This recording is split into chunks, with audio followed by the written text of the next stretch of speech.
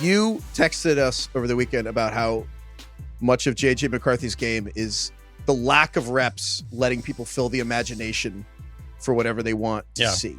Well, I think this is something I've been trying to say myself this whole time, and I haven't really been able to enunciate it. So I found somebody who tweeted this out.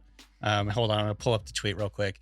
And this is from Max Toscano. And he basically said, so much about McCarthy is imaginary. It's projected onto him and allowed to exist because the insulation and lack of volume creates so many gaps. You can fill it with whatever you want. And mystery box. To me, it's just like, this is what I was trying to get to with he doesn't ever play in the second half. He has X amount of pass attempts in the fourth quarter. He didn't play in 7 or 8 fourth quarters because they were just always kicking everyone's asses. And therefore, and so people, I think, can just fill that lack of actual game reps where they're trying to come from behind or whatever with whatever they want. And they project what he can be based on some of the plays that he made in the first half. And I'm not even saying JJ McCarthy is bad or is going to be bad. I am open to the idea that McCarthy kicks ass in the NFL. My main point is just I don't feel like we've seen him throw enough passes literally to figure out whether he's going to be this elite passer in the NFL. Some people, I think, maybe are just more convicted in their projection of what he can be in the NFL based on what he's done so far. But I'm just to me, he just feels more like a mystery box than anything.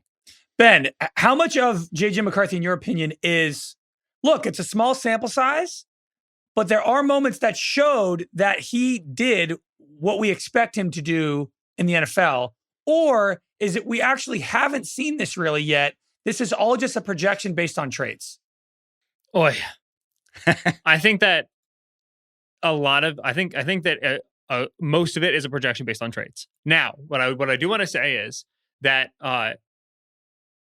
we got to see him when he's down thing, leading the comeback, whatever. I do think that is generally overrated, and so accordingly, the opposite, which is he's leading all the time, and so we haven't seen him do this. I think that also can be overrated, right? We've obviously it's necessary context, but for example, Caleb.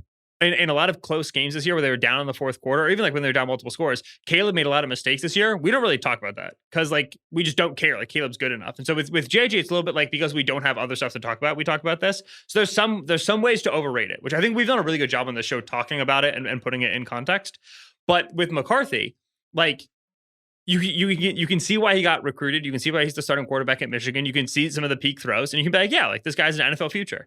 Beyond that, the idea of being well, I like him more than Drake May, that's ludicrous to me. I watched Drake May for 2 seasons do huge pro quarterback things in terms of the throws and the context and the guys he was playing with and the system he was playing, and they have to deal with these problems and that problems and create this and grow in this way. And just JJ's kind of a static point. He's he is what he has been, which is just all right, he's quick and he's got a good arm and he's flexible and he can create a little bit, and there it is. There's not much of an arc with JJ. He just walked in and just all right, we win games here, right? And they're yeah. He was how many times I have to throw it? And they were 13, and that was just for 2 years. That's all JJ did.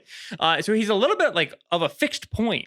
And so when teams go to, I think, prognosticate his arc, how he's going to grow in the league, they're inherently very rosy because you haven't really seen him encounter a lot of downs yet, and he's a great guy. He's he's a good leader and people like him, and so it's he's absolutely 100% going to get better because he's young, he's inexperienced, he's got a good head on his shoulder, so he's gonna improve for sure. And it's man, it'd be nice if it was that simple, isn't it? But it rarely is. It's also a Tom Brady generation. It's a kid who went to Michigan, but very much obviously has grown up in the shadow of Tom Brady and all the leadership, and it's just kind of dripping out of the whole situation, honestly. DK, does the fact that Jim Harbaugh calls him the Iceman change your opinion about him?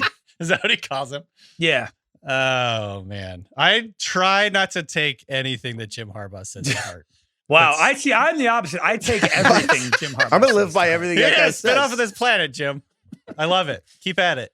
JJ McCarthy. His name is John James McCarthy. Yeah, oh my God, classic name. Does that have John to go back through James Jingleheimer?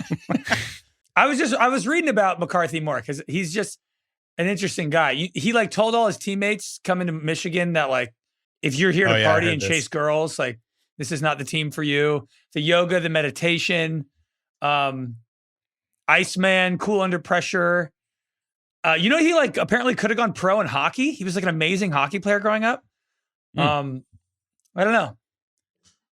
You know who was a phenom tennis player growing up? Drew Brees. Josh Rosen. Really? Oh man, the Josh Rosen thing. I think it is cool that he played hockey though. Was But- Drew Brees also a good tennis player? He was.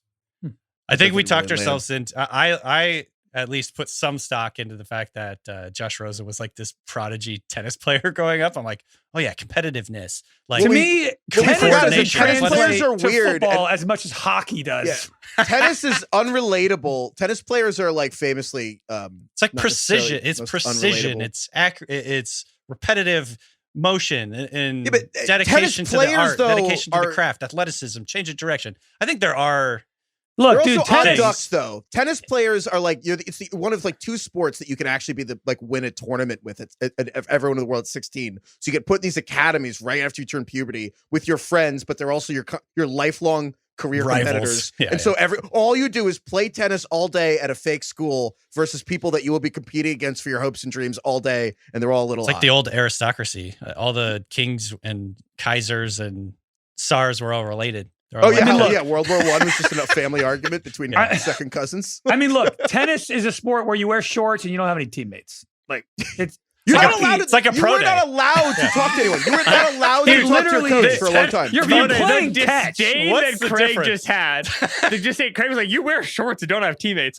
Oh, Yeah. absolutely They're not. playing saying, catch. like- They're not even catching it. They're just hitting it. That doesn't. It's pong. I actually love tennis personally. It's like one of my favorite sports to play. But like to me, the like tennis to football pipeline not as strong to me as like hockey. Like Yeah. team sports, super physical. You got to like learn how to be a team player. I like Oh. that a little bit more. I think Email us at ringerfantasyfootball@gmail.com if we just triggered you about either tennis or hockey. I know people listening are furious right now. I So love all the I love ghosts. tennis for what it's worth. I play it I like tennis too. multiple times a month. Dude, I'm a big Rafa guy. Well, I won't miss a major. My brother and Rafa? I text Oh, constantly. Nadal. Oh, nice. Oh, Rafa. Yeah. Love tennis. With that said, don't want a tennis player to be my quarterback.